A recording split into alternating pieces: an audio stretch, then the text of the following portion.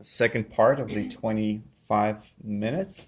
At this point, we're going to continue. We're going to continue working on this area. The only thing is that we're going to make sure to compare our values to the forehead. The forehead, because it's closer to the light source, it will have much brighter, much lighter values here.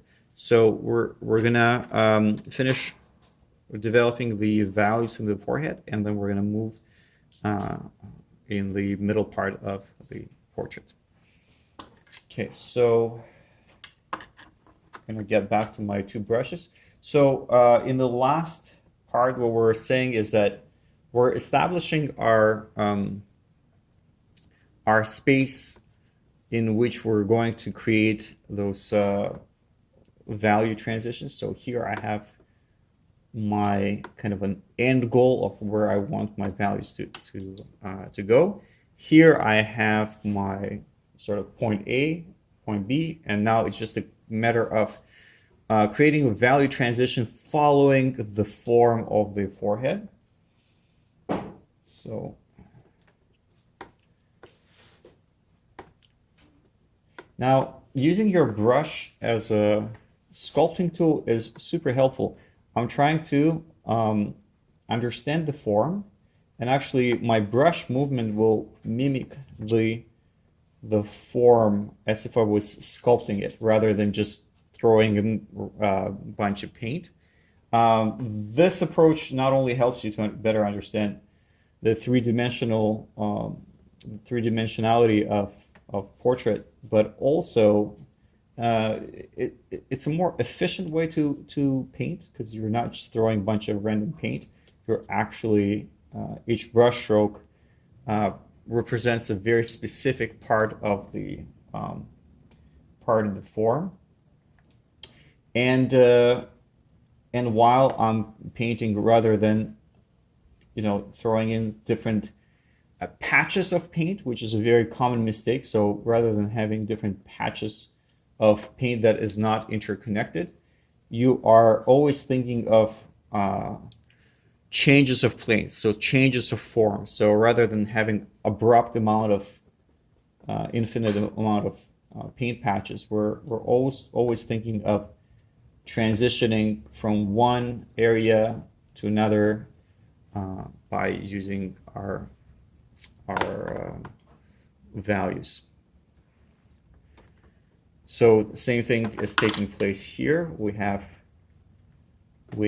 the hair, but whenever you work with hair, think of hair as it's not like one unit, it's not one piece. It's multiple smaller pieces of hair that create a group. And when you have multiple pieces of hair, unless if it's somebody who just came out of the barber shop where they specifically had a very sharp cut, in natural hair, the way we see it is that it gradually transitions from hair to skin. So it always looks better if you create a step in between. So you have your dark value of hair, then you have that transitional value. So for that, I'm gonna for now we're gonna throw in some yellow oxide, just because it will hold the right value for it, and then we can replace it with something more specific. And whenever you work with hair, you always want to think of that softer transition. Here's a different example. So I have the dark value around the hair. So dark value here. And then I have my lighter color of the skin here, because we have quite a bit of light in this area. Now, try to avoid having this cutout effect around the hair. Always think of that softer transition, just because, as I mentioned, typically around the hair area, you'll always have that softer transition, because paintings that have that cutout hair look all around always look a bit amateurish. So you really want to think of understanding what the texture of hair should feel like, and it's never sharp. It's always on the softer side. Okay, and we're gradually getting towards the middle part of the face. Now, once you establish one of the areas, it becomes much easier to build the rest, because you can always ask yourself questions in comparison to the upper part of the face. So for instance, my brightest spot from where I'm sitting is that highlight around here. Now, for the rest of the face, it's actually significantly darker than the forehead. So this side is quite bright, but this side is going to be significantly darker. So based on this information, we're going to start building in the same way as we built the forehead. Now, if you observe the overall color, you'll notice that the middle part of the face will actually have a lot more red than on the top of the forehead. So we're going to shift our hues to match those colors.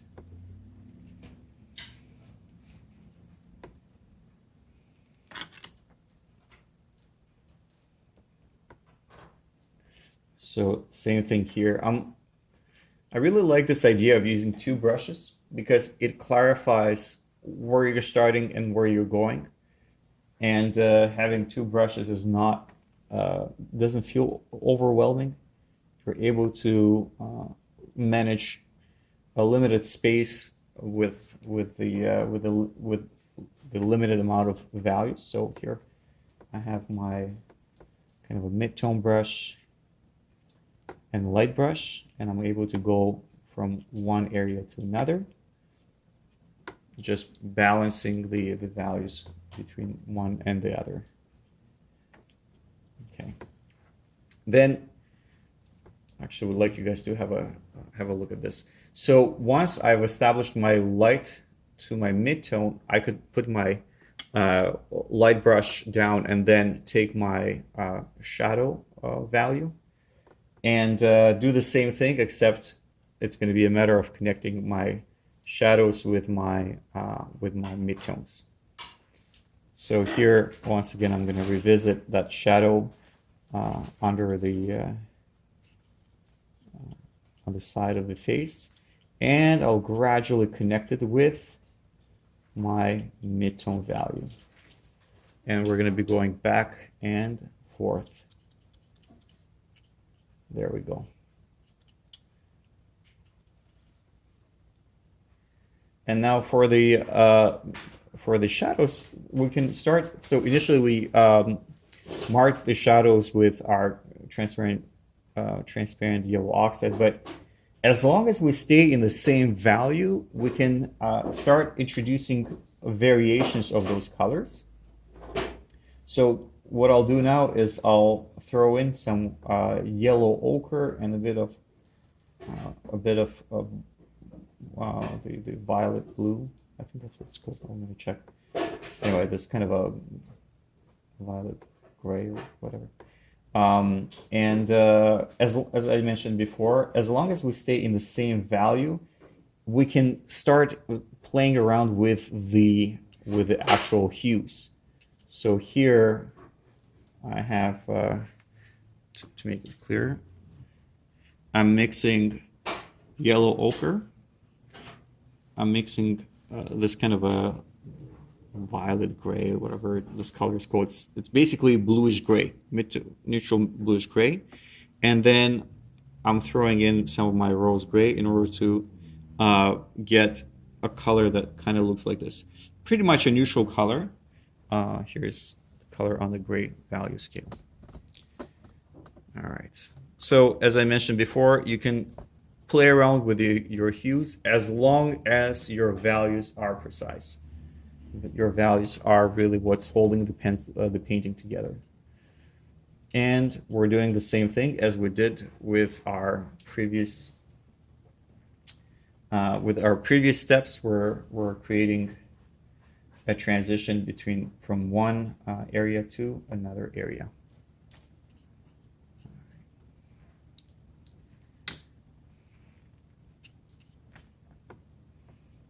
Okay, and as I'm doing this, we're stepping over the previous brush strokes. So, for example, if I'm applying a value here, the lower value here is going to kind of be applied on top of the color that I've applied before here.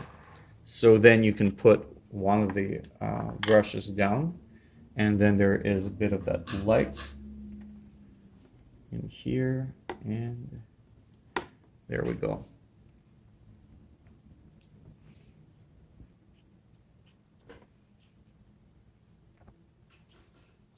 Okay.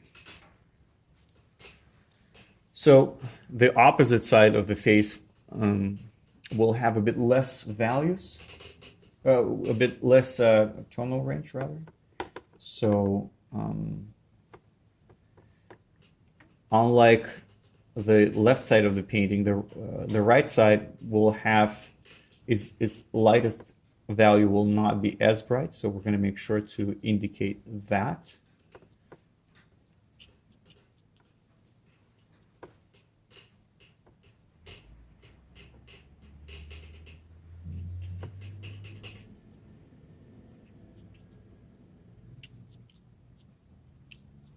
And same thing as we did on the opposite side, we're going to start connecting our shadows with our lights and our midtones.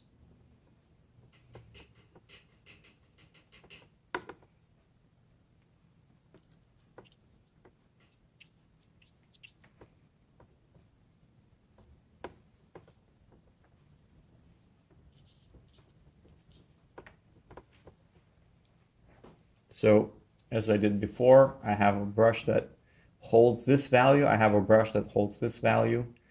I can play around with any hues in here as long as I keep my values under control, and same thing here.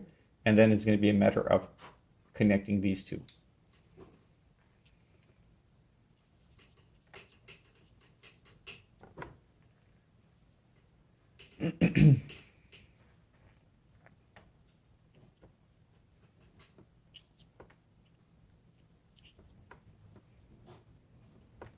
Do I have any questions so far? I'm trying to follow you, Alex. Good. I'll just have to resort to watching the video.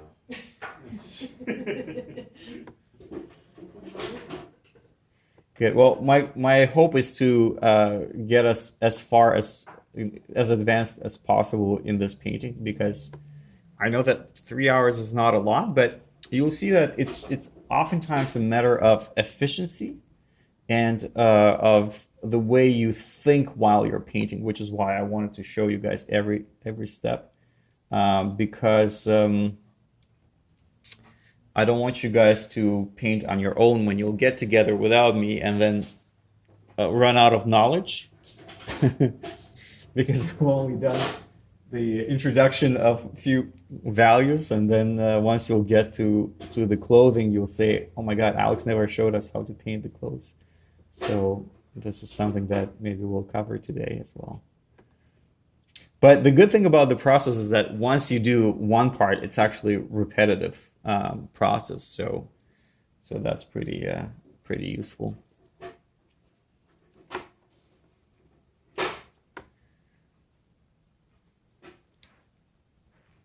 So once again, we establish the value here and go back and forth. And as I mentioned, having two brushes in your hands at all times will really help you to always fall back in the appropriate value, rather than always trying to go back and clean your brush, mix the actual color. It's too time consuming, and time is not a luxury that we have when painting from life.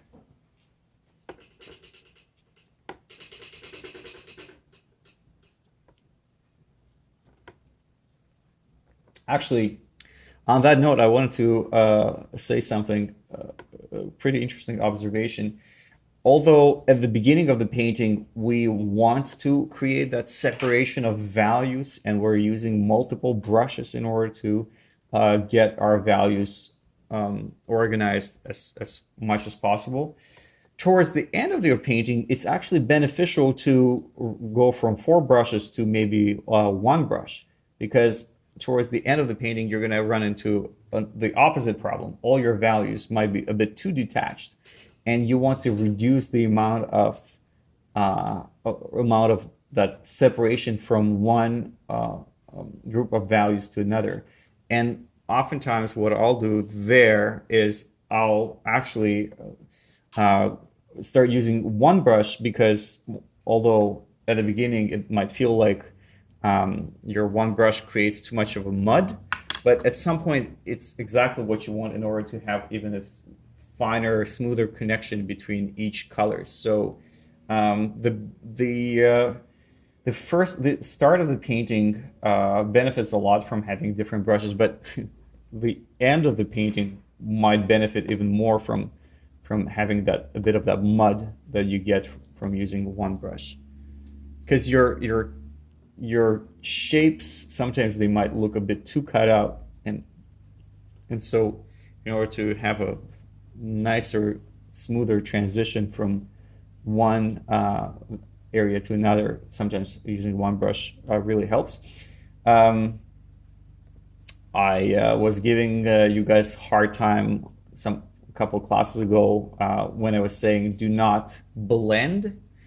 So blending becomes just natural by creating this mud that comes out of the use of single brush, and at some point you will naturally get that sort of a, it's not exactly blending, but it's getting your values much closer. So that's a fun side note about this approach.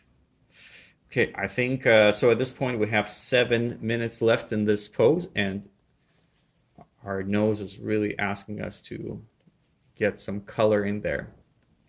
So nose is pretty fun to paint because there is a full range of values that take place in a very small space.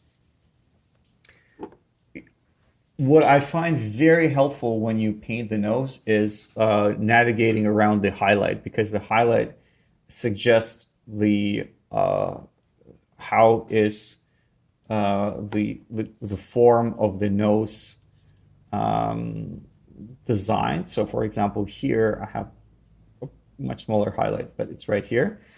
And then the surrounding areas will have, so nose will have one of the highest concentrations of kind of a cooler red here. So one of the things that I like doing is, first of all, establishing my value, but also throwing in quite a bit of alizarin crimson. Now, don't overdo it, because you know, it's slightly more red. It's not actual like pure alizarin crimson, but something like this. So we're just gonna surround that highlight and start building the form around the nose, just like this.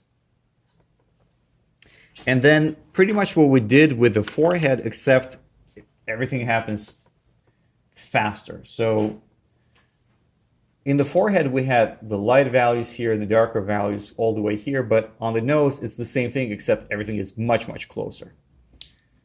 So here I'm gonna mark the side of the nose with my mid-tone brush. And now I'm gonna be connecting that transition of form while trying to understand the shape and the forms on the nose and sculpt. Try to kind of imagine the three-dimensionality of the nose and sculpt that around. Okay, and once again, it's no different than painting the forehead, which is why I really like starting from the forehead, because it's our opportunity to get the initial values down and test our colors, our values, and also test our brushes. So I'm going to do the same thing as we did, for example, here, where we had transparent yellow oxide and we had this mid-tone color. So I'm going to repeat this process by varying slightly my hues. So I'm going to shift my hues more towards reds. And for instance, here, so it's important to always keep control of your values. Make sure that you always stay in the right value range, which is why, you know, it's really helpful. As you guys see on my palette, I try to kind of navigate around using the grayscale, or even if you don't have the grayscale on your palette, always just try to align whatever colors you're mixing with your tonal range. Okay.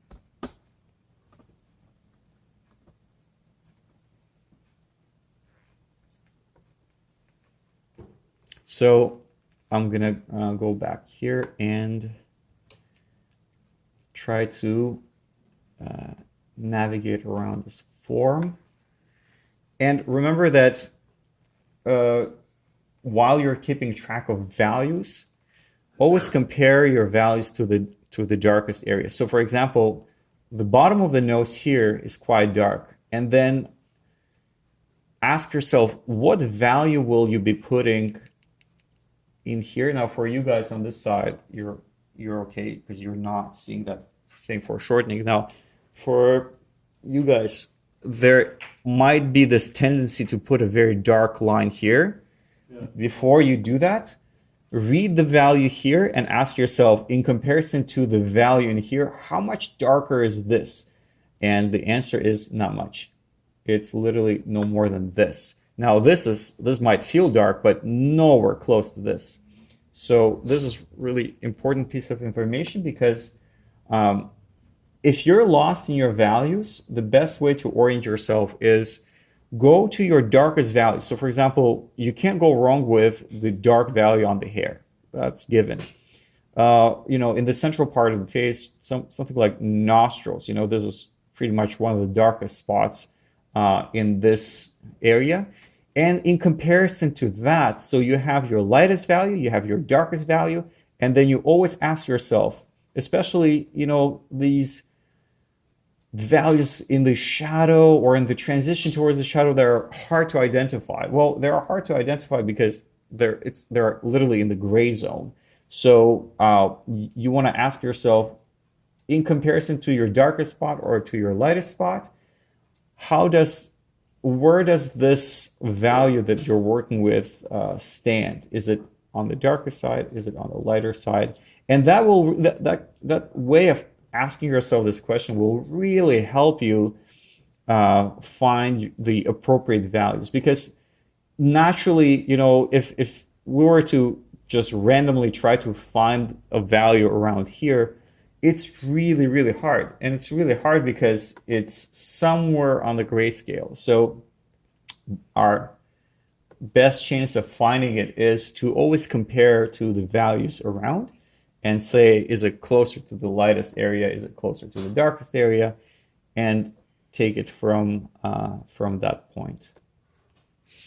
Okay, so we have about a minute left in this pose. And I'm going to complete, or attempt to complete at least the light part in here, and maybe continue after the break. Also, you guys have noticed I haven't touched the eyes for two reasons. The eyes might take more time than pretty much the rest of the painting. And so what I want to do is complete as much information as possible, and then see, depending on the time that I have, whether I need to indicate the eyes in a very loose way, or if I have time to get a lot more details out of it. So, and there you go. That was our second 25 minutes.